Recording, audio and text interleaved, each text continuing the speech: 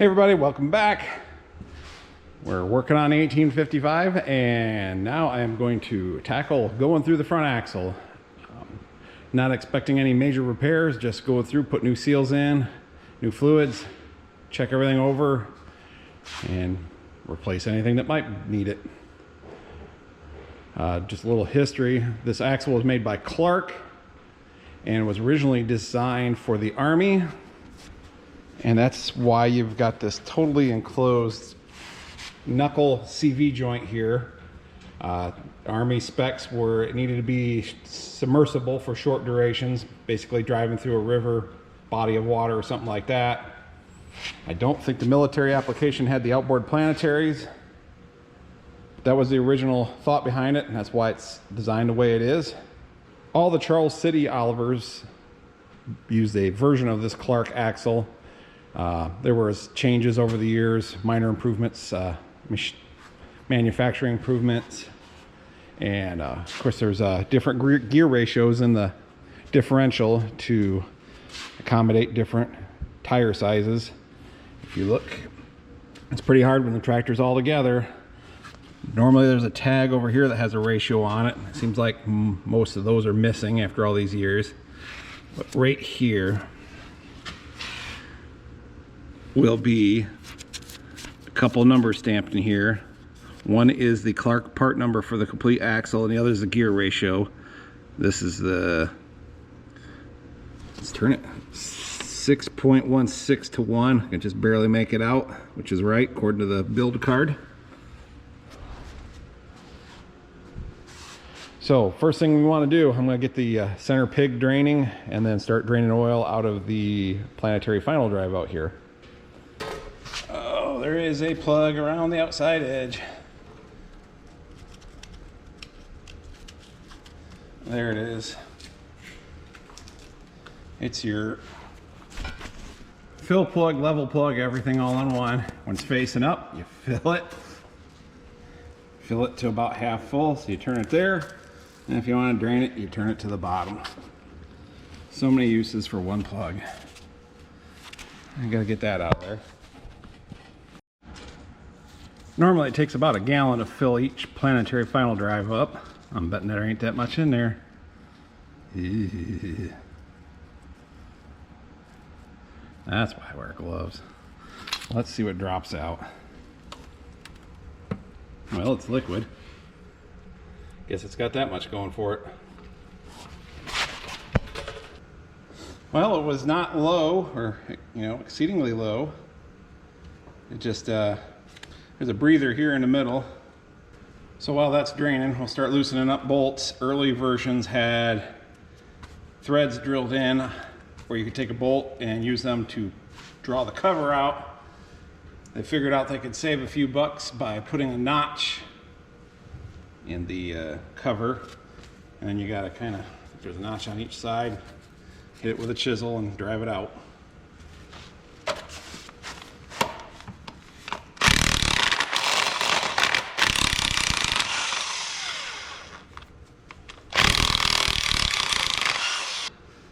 Now before I pop this cover off, maybe I'll get the other side draining, so when I get to that, I'm not waiting for this slow progress of drainage.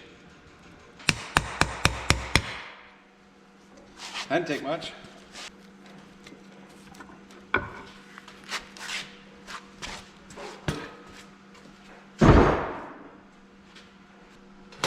Okay, now what we got is chocolate sauce. We got our sun gear, much like the over and under, but different. Lots of wiggle there. We'll get to that. Granted, the sun gear, the planet gears help hold it in place. Maybe I'll stick that back in there partially. But what happens is the drive shaft turns the differential, like in your car or truck. Shaft comes out and it turns this gear, and you got your little sun gears out here. This gear out here does not turn at all. It's splined to the axle housing, and so when this turns, those little sun gears have to turn, and it reduces the speed because they're kind of turning backwards against this ring as they go around. And the advantage is both gear reduction, and it spreads the load out because you got a gear here, there's 3 of them, gear here and a gear here. So you got tooth engagement on 3 sides of this center gear, the sun gear, and you've got tooth engagement in 3 different places in the outer ring gear. So and it's compact. You don't have to have a drop box or anything.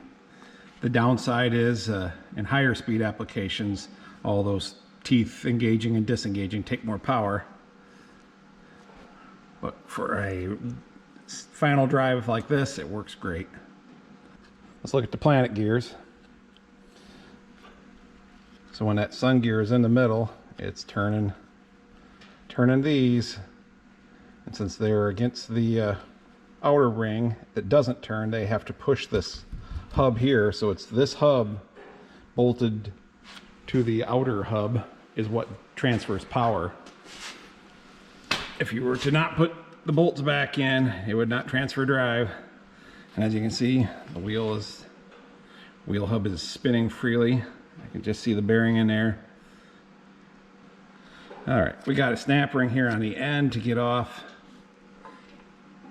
When we go back together, some of the stuff will be more clear because it won't all be the same color of dark brown.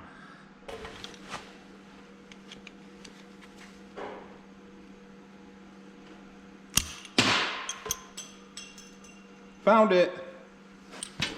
This does have a thrust washer on the inside there with the thrust or the oil notches towards the inside. I think the gear is the same either way. Just gotta get the thrust washer in the right direction. This is double nutted. There should be a tab peened over. Oh, it's on the bottom there.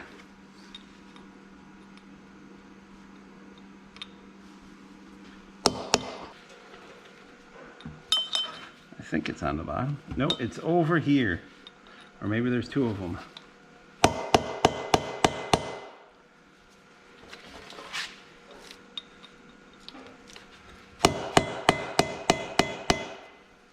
Come on.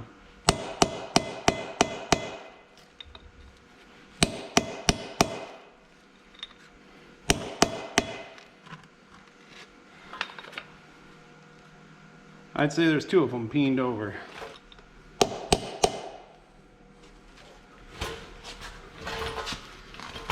Oh, do I do it? Be the bad mechanic. Oh my. That's what I get for thinking about it. Ah. Well, that's sad.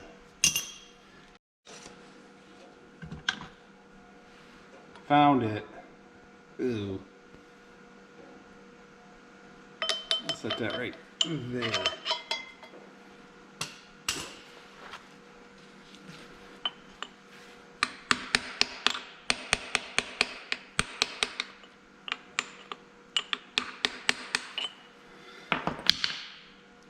I really need to get a deep enough socket to reach these nuts, but I can see someone else has done the same thing.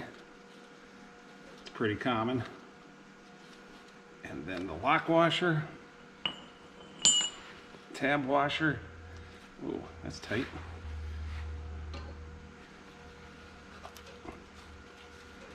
These nuts set the preload for your wheel bearings. Now this outer ring should slide right off, and it should have a bearing on the back side, just like that. And now the wheel hub should slide right off.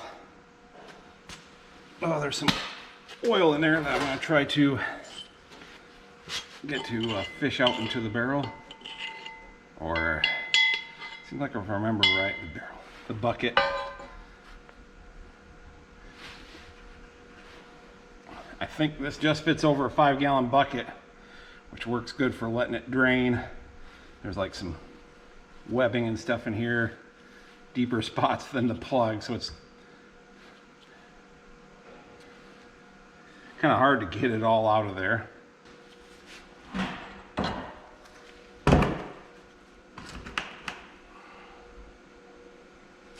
We'll move that off to the side and let it drain into that bucket for a while. Next up are these 1/2-inch bolts, 3/4 inch head. They hold this cover on and this dirt shield. Might be too much dirt there. And did I grab the wrong socket? It says 3/4. There we go.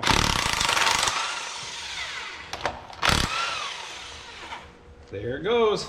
I've got this bucket here. It's supposed to be greased in the next compartment, but usually the seals leak.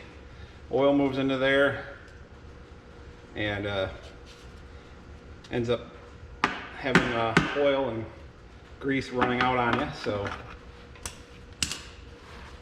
also gives a great place for washers to fall.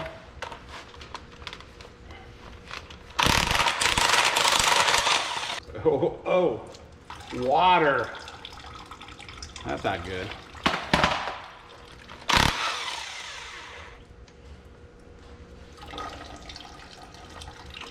Not a lot of water. Might have gotten in there when I power washed things. You want to watch out about squirting around those ball joint seals, knuckle seals, whatever you want to call them. Let's see if we can get this. Oh, didn't even have to beat it. Well, that didn't take much to fall apart. There should be 5 balls in there. It's probably buried in all that gunk. Number 5. I will attempt to show you how this constant velocity joint goes. It's not looking too bad. They get a groove worn in right there.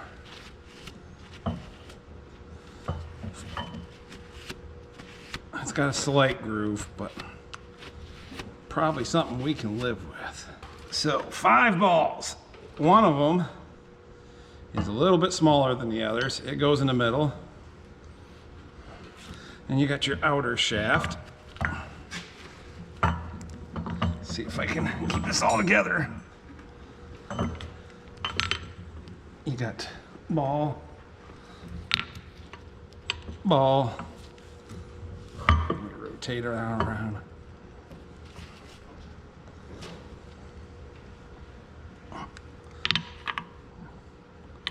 Ball.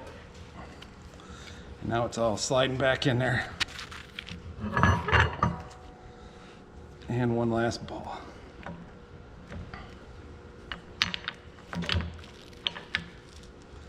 You got to turn them. Turn the shaft pretty sharp to get the balls in there. Okay, so they're all in, and it transmits power that way. There's hardly any slop in there. I think it's going to be fine. As you turn, the balls can kind of roll in their grooves, and you don't get that knuckling action that you get with a U-joint.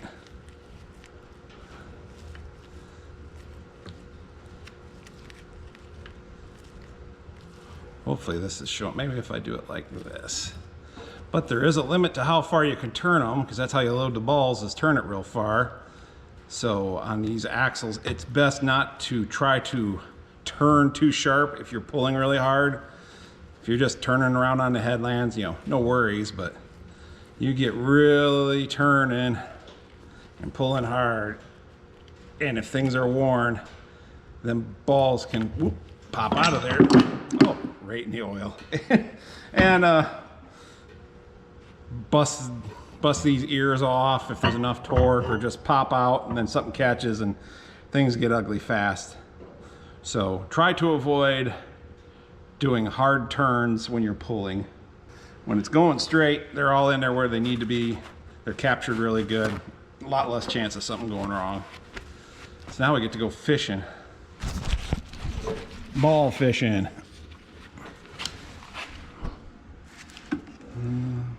One. Put it on that rag, hopefully.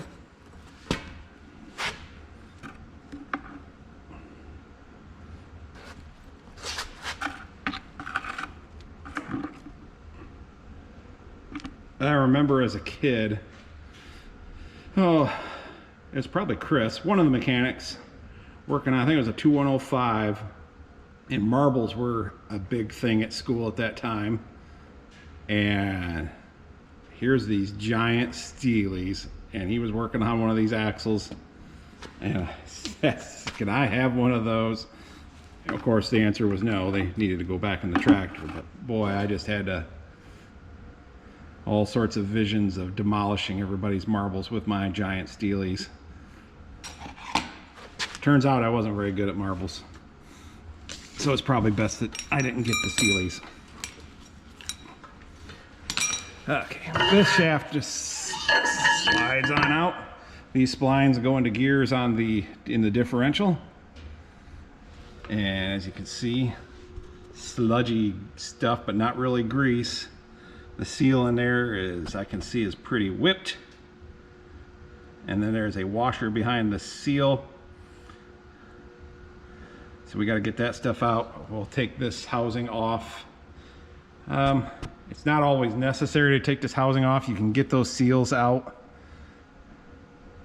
But if you really want to clean it out good, if it's not a mess in there, you can just leave it on there, wipe it out the best you can. But I like to just take it off and get it done right, get it cleaned up. Plus, you pretty much need it out of the way if you're going to change the seals on the other side, those seals. There is supposed to be a grease zerk of some kind on this steering cylinder end. Oh yeah, this is the style. Some of them go in through the cylinder end, some of them go in through the bolt. This is the style that goes through the bolt. I can feel the hole there. The grease zerk is missing, so it's probably been a while since it's been greased, which is evident by how much it moves in and out. Let's get that off from there.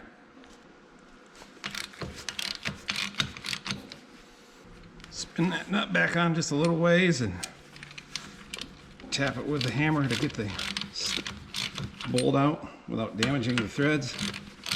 Although that stud thing bolt is probably worn and needs replaced.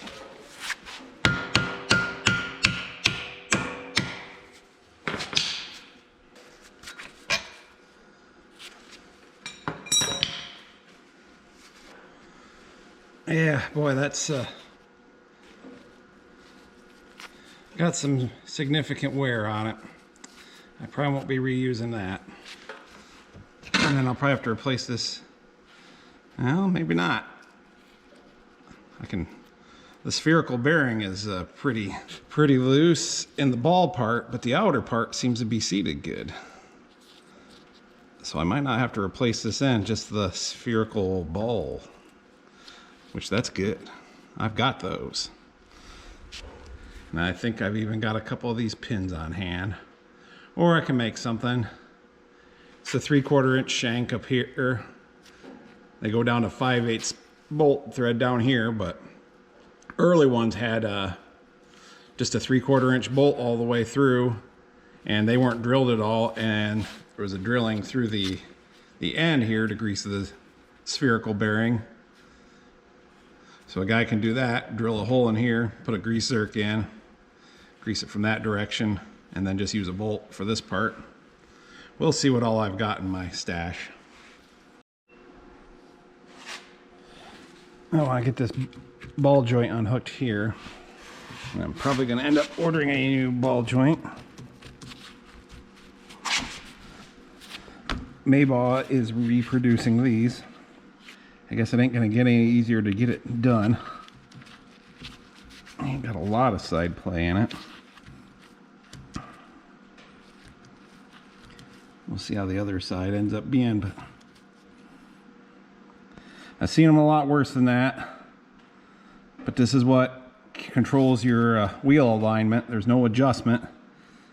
So if this gets loose, your steering gets loose, your wheels can kind of wander, make going down the road hard, and they just start banging harder and wearing out faster yet. It's got a grease zerk on the bottom, and there is some grease trying to get out of there. They got greased once in a while.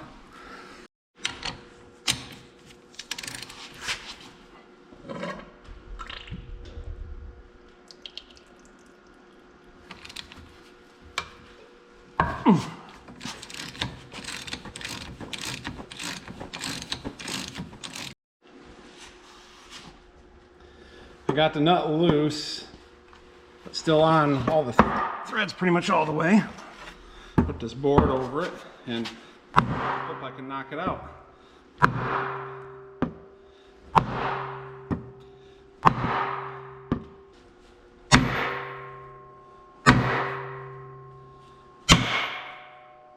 That taught it a lesson. The nut protects the threads.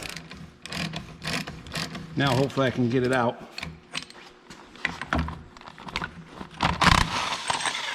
Yes, it did. There's a spring that sits on there. Keep this, there's a cap there. It's kind of dried grease, it's got it in place. Yeah, there's a little looseness in there. This is a good time to kind of feel this. Ooh. And maybe I need to put some bolts back in it. I took the bottom bolts out so the water and grease could drain. And that's loose. I'll put the bolts back in, a couple of them. That feels better. Ouch. Watch my fingers. But when you do take it apart, the top and the bottom caps are easy to keep separated. The top cap has a grease zerk in it, and the bottom cap does not, because all the grease inside of here tends to work its way down to the bottom, and so that bearing stays lubricated without any problem. The top one, not so much. So before we pull this off, we need to take these bolts off around the perimeter here so we can get the seals off the inside, or that retainer, or it ain't gonna want to come off. As you can see, this usually ends up being a pretty messy job. Somehow or another, if Alan was doing this, he wouldn't get any on him though. I don't know how he does it. This is your steering stop here. This thicker plate hits right down here. Earlier ones had a bolt, and once again they found ways to save money by just putting a plate in there, and if you want to make it turn wider, you put a thinner plate in, and if you want to cut down the turning radius, you say you got the wheels moved in and they're rubbing against the frame, you put a thicker one in there. Got this. Oh, I missed a bolt on the other side. On both sides. Well, the bottom half, got a ring here. And another half on the bottom. Here's the seal retainer, and then the seal, rubber seal. This has gotten to be quite expensive, but it is still available. Sometimes, a lot of times you can reuse it. I guess it just depends on how watertight you want it. You get it cleaned up, get all that dirt out of there, it tends to seat in better. There's a piece of felt that goes behind it. Right there, rubber lined felt. And then another tin retainer that holds it all.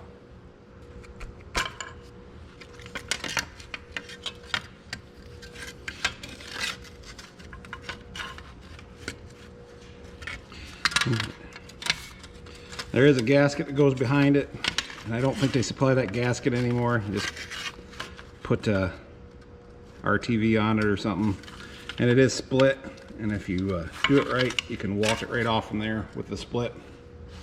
So we'll get the two bolts out of the bottom and these out of the top, and we can pull this. I think they call this a trunnion. We're going to call it Dumahasser, and we're going to pull it out. Like I was saying earlier, you want to keep track of the keep the shims with each particular one, top and bottom, so it's centered up with the shafts and everything. And if for some reason your bearings are a little loose and you want to re-shim, I would just start by, taking one out of the bottom and one out of the top of equal thickness. Just keep working back and forth so that it stays centered up. Now that bottom shouldn't come out too bad the way it was pushing out of there earlier. There we go.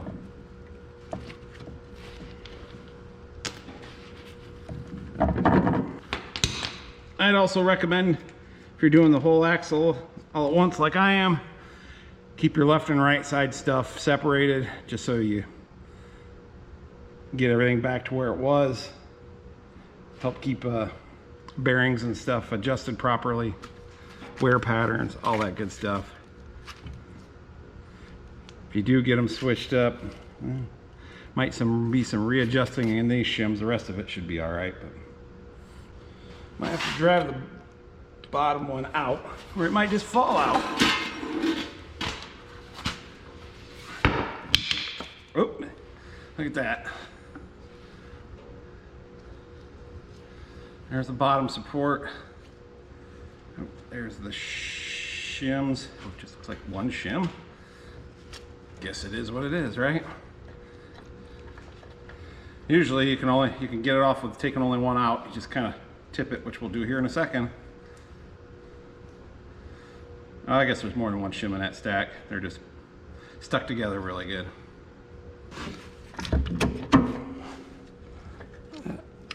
Swing, oop, and there goes the bottom bearing in the bucket, but there it is.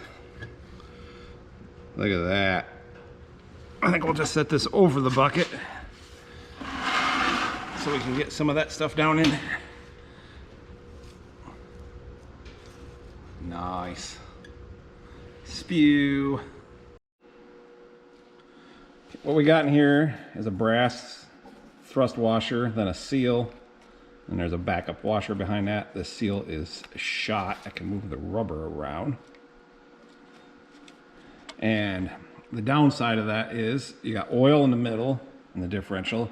You got oil out here in the Planetary set, and you've got grease in this part where the CV joint is. And if oil leaks in from the differential, of course your differential is going to be low on oil, but it also thins out the grease and washes it down.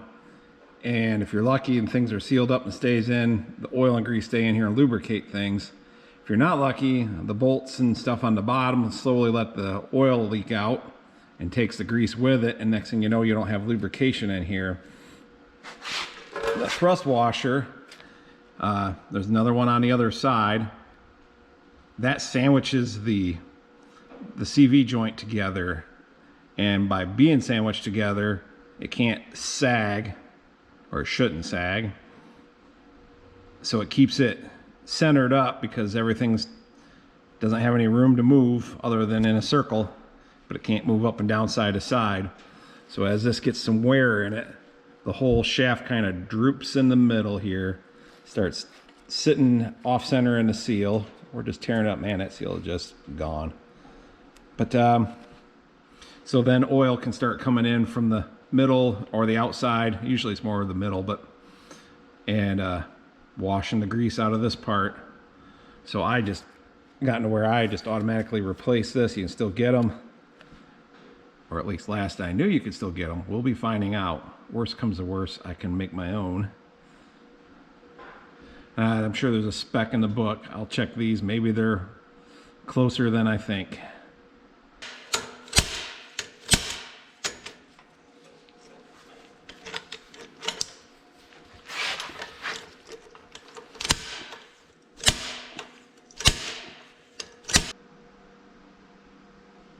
Well, I do have that sealed pulling tool that a viewer sent me. Maybe I should be using that. Well, that sliced her open.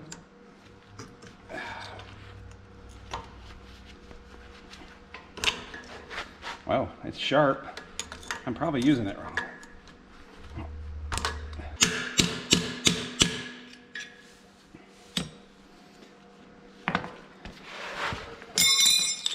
Now, is there enough for this baby to hook on to? No. Well, yes and no. Oh, I saw it move a little. There's hope. There was hope. There. Woo! That might win the award for hardest seal to ever come out for me. Wow. Washer comes out easy. I'm pretty sure it's shot. Probably should replace it. I don't know, might be able to reuse it, but I was able to save the spot where the number was. There, we've got the guts of one side pretty much. I think I'll start soaking them in the parts cleaner. There's the hub and the trunnion. This side is basically apart and ready for cleaning. So I might as well get the other side apart because you can't get the center out, which I mentioned in the transfer case video. The pinion shaft is a little bit loose on that, so I'm going to want to re-shim that. So you got to pull it out, and I can clean inside there a lot better if I just pull the differential out.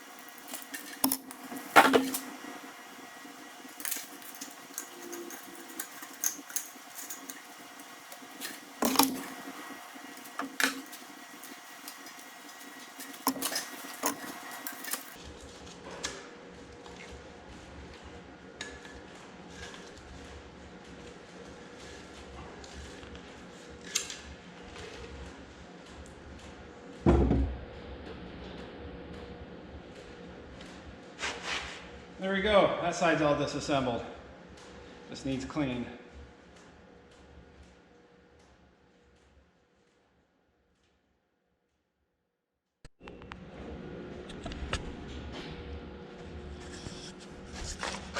Well, this end will be getting replaced. That thing is wallered up pretty bad. Kind of egg shape. Everything else looked pretty decent. Obviously it'd been leaking. All the oil, all the grease had been washed out of that part, and even the oil had pretty much leaked out. But the joints look pretty good. Slight wear groove in there where the balls usually run the most. Nothing drastic. I think they're both usable. So I think we'll call that an episode. We'll pick right up pulling that differential out in the next one. And then eventually it'll go back together. I got to dig through my stash and see what seals and parts I've got and what ones I need to order. But I'll get the differential apart before I order anything, so I can do the whole kit and caboodle at once. Appreciate everybody watching. We'll see you in the next one.